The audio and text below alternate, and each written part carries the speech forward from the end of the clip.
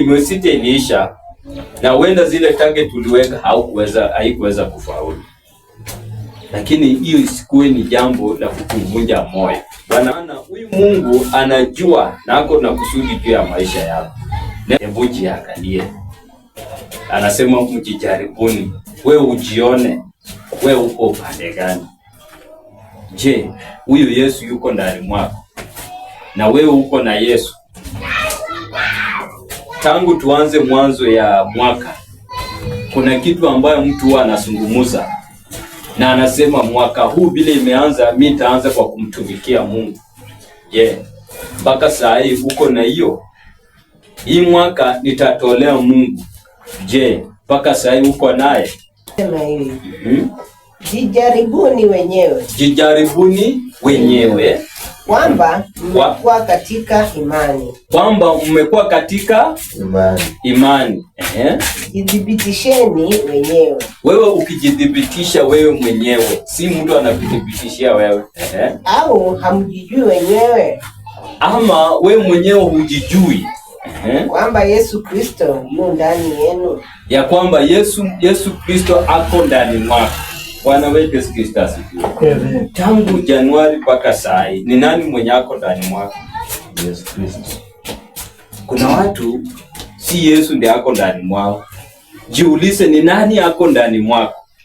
Tangu mwaka huu uanze 2025. Leo tuko mwezi wa 6. Januari ilipokamilika, nani alikuwa ndani mwako? Yesu ndiye alikuwa ndani mwako, ama ni pesa, ama ni hali ngumu ndiyo ilikuwa ndani ya maisha yako? Mwezi wa pili mpaka sasa, ni nani ambaye yuko ndani mwako? Je, yule Yesu uliyompokea umemchunga? Kama vile mtoto wako akiwa mdogo unamchunga, hivyo ndio vile inahitajika umchunge Yesu ndani mwako. Bwana wetu Yesu Kristo asifiwe. Amen. Ili inatakana uwe na hiyo wasiwasi ya kwamba mbona huyu Yesu mwenye ako ndani mwangu ninaona ni kama hayuko, kama vile unaona mtoto wako hayuko hapo nyumbani.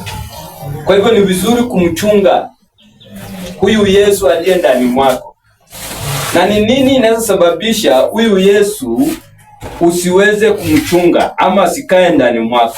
Mathayo 7:20 inasema, iposa kwa matunda yao mtawatambua. Kwa matunda yao mtawatambua. Matunda yao mtawatambua. Naambiwa kwa matunda yao mtafanya nini?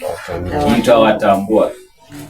Wewe utajua mtu kulingana na nini? Vitendo vyake. Na Yesu aliyo ndani mwake. Bwana wetu Yesu Kristo asifiwe. Amen. Yesu akiwa ndani mwako itajulikana. Na ndio maana wale wanafunzi wa Yesu, Petro alipomkimbia Yesu, akaenda akajificha. Mahali alienda kukaa, tunasema alienda kwa kijiji, mahali watu wajui yeye. Lakini ile style yenye alikuwa anakaa, na vile walikuwa wanajua Yesu bila anakaa, walikuwa wanafanya nini? Wanafanana. Bwana wetu Yesu Kristo asifiwe. Amen. Katika jamii kuna watu wanafanana sura, si ndio?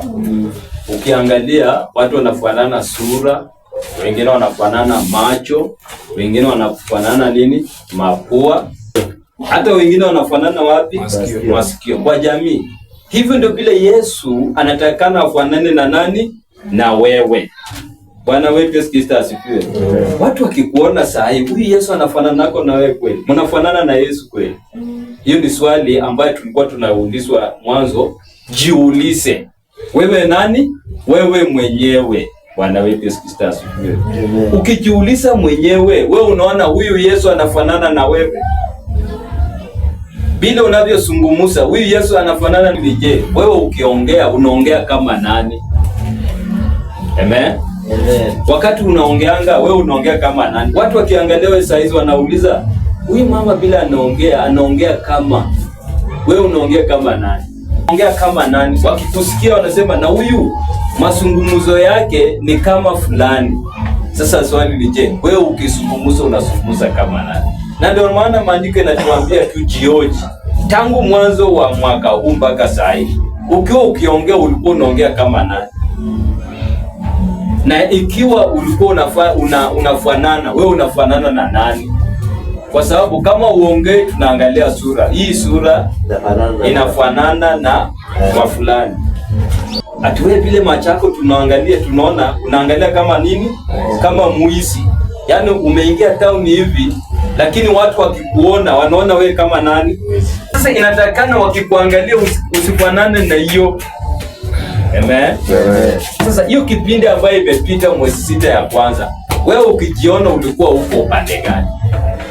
Na kama hujakuwa kwa njia yenye sio faa, sasa Mungu ametupa neema ya kufika nusu mwaka, na unaapa na unasema ikiwa leo ni tarehe 1 mwezi wa 6 nusu ya mwaka, mimi nataka raundi hii nifanane na Yesu. Mwimbaji aliimba siku moja akasema, nataka nikujue, nikufahamu Bwana, moyo wangu watamani, nataka nikujue Bwana, ndio sauti ya kuingia mwezi wa 6 kweli.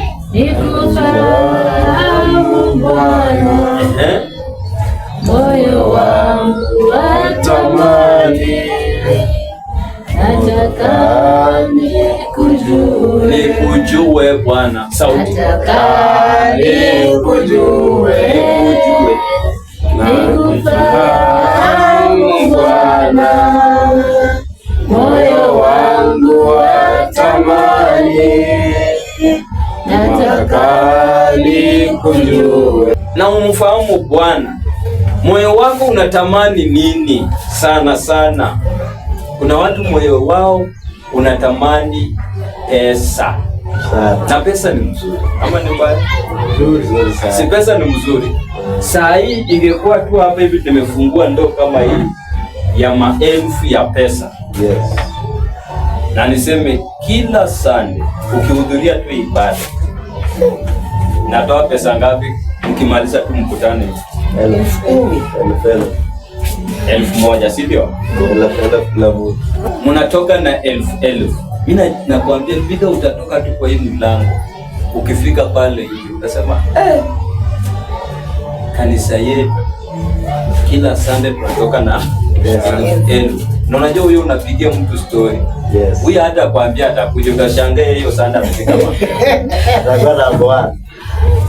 Na sasa wakati tunasema Bwana Yesu asifiwe, unasema amen. Amen ya 1,000. Bwana wetu Kristo asifiwe. Unajua amen ya free, unasikia mtu anaambia amen, anasema amen. Maana haina kitu.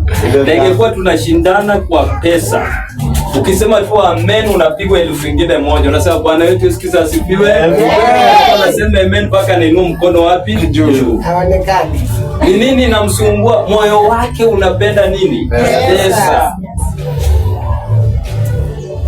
Ikifika kwa neno watu wao wanachoka, sijui ni kwa nini. Moyo wa watu wengi haipendi neno. Lakini sasa tunataka tuitiingie hii mwezi wa 6 tukiendelea. Wewe tamani kumjua Bwana. Si kumjua peke yake. Anza kufanya mazoezi ya kumuimbia Bwana. Unasema natamani tu nijue kuimba. Hata nitoe CD yangu moja. Sasa wewe tamani kumjua Bwana na tamani kumuimbia Bwana. Tamani kumjua Bwana. Tangu mwanzo wa mwaka mpaka saa hii. Bidii ya maombi. Unajua maombi? Bidii ya maombi umeweka kiwango gani? Sasa hivi tumeingia tarehe 1. Wasanye Januari yote, full Januari. Masaa yenye muomba Bwana Januari mzima ikisanywa. Imefika kiwango gapi? Mwezi wa 2 mpaka sasa tuijumuishe hizo masaa zote. Waweke kwa wiki, waweke kwa mwezi, imefika ngapi? Bwana wetu Kristo asifiwe. Amen. Wakitenga mazuri yenye umefanya tangu Januari na waweke mabaya upande, ni gani ndio mingi? Wewe mwenyewe, maana usiseme, maana maandiko ilianza ikisema jiulize wewe mwenyewe. Hiyo maandiko ni kama umesaudia. Waraka wa 2 wa Korintho, hiyo mlango wa 13 mstari wa 5. Wewe angalia, jiulize, usijiulize na mtu. Maana wewe unajijua. Bwana wetu Yesu Kristo asifiwe. Unajua unaweza cheka na mtu lakini moyo wako hautaki huyo mtu. Si unajua hiyo maneno? Lakini unacheka naye, unacheka naye, unafurahi naye lakini moyo wako hautaki. Wakorintho 13:5 inasema hivi. Jijaribuni wenyewe. Wewe jijaribu mwenyewe. Kwamba mmekuwa katika imani. Kwamba uko katika imani. Jithibitisheni wenyewe. Hebu jithibitishe, wewe jithibitishe. Sasa wewe ukijithibitisha wewe uko ukiweka pasende. Unajiwekea ngapi? Au hamjijui wenyewe? Ama wewe mwenyewe hujijui kwamba Yesu Kristo yu ndani yenu? Unajua hata kuna mtu ajui kama Yesu ako ndani mwako. Hebu uliza mwenzako, wewe unajua kama Yesu yuko ndani mwako? Uliza mwenzako. Sijasikia? Kama Yesu yuko ndani mwako. Amejibu aje? Sijaona ukiuliza kwa baba. Hebu uliza mwenzako. Kama Yesu yuko ndani. Najua. Najua. Na pasenti ngapi? Hebu uliza ako na pasenti ngapi kwa Yesu ndani mwako? Kuna pasenti ngapi kwa Yesu? 99. Bwana wetu Yesu Kristo asifiwe. Cheki wewe mwenzako amejibu aje, mwingine anasema 99. Mwingine anasema hiyo maandiko ulimaliza kusoma. Inasema hivi. Yes.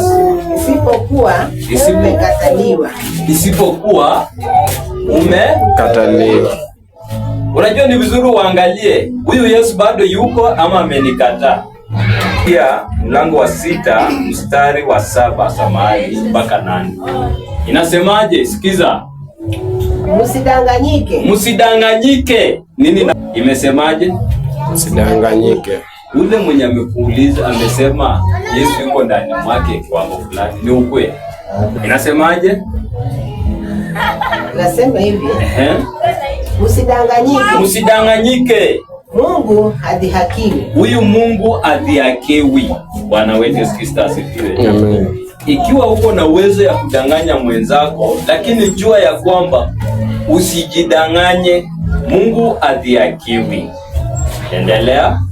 Kwa kuwa chochote apandacho mtu, kenye wewe unapanda ndicho atakachovuna. Hiyo ndio mtu anafanya nini? Bwana wetu Yesu Kristo asifiwe. Amen. Saa hii watu walipanda mashamba, wengine walipanda mahindi, watafuna ngano kwa hiyo mahindi kweli? Hapana. Ati mahindi igeuke leo ikuwe ngano, itawezekana? Endelea. 8. Maana yeye apandaye kwa mwili wake, katika mwili wake atavuna uharibifu. Hii tangu Januari mpaka saa hii mwili wako umepanda nini kwa Bwana? Maana inasema ukipanda kwa mwili utavuna kwa mwili. Bali yeye apandaye kwa roho, na mwenye anapanda kwa roho, katika roho atavuna uzima wa milele. Katika roho atavuna nini? Uzima wa milele. Sasa swali ni je, umeweka bidii kiwango gani kuona ya kwamba mimi nadumu kwa Bwana, natafuta uso wake, ninakaa kwake na ninaendelea kuincrease percentages ya kukaa na Yesu na kutafuta uso wa Bwana? Kiwango chako cha kumtafuta Mungu iko juu ni hii. Mambo ya dunia ni mengi, lakini nguvu ya dunia haikutingizi. Yaani vitu vya dunia haikupi msisimuko. Bwana wetu Yesu Kristo. Amen. Ukitaka kujua kiwango cha Kristo iko ndani mwako na iko zaidi. Na unajua niliwaambia siku nyingine, soma neno. Na wakati unapoomba unaomba kupitia neno.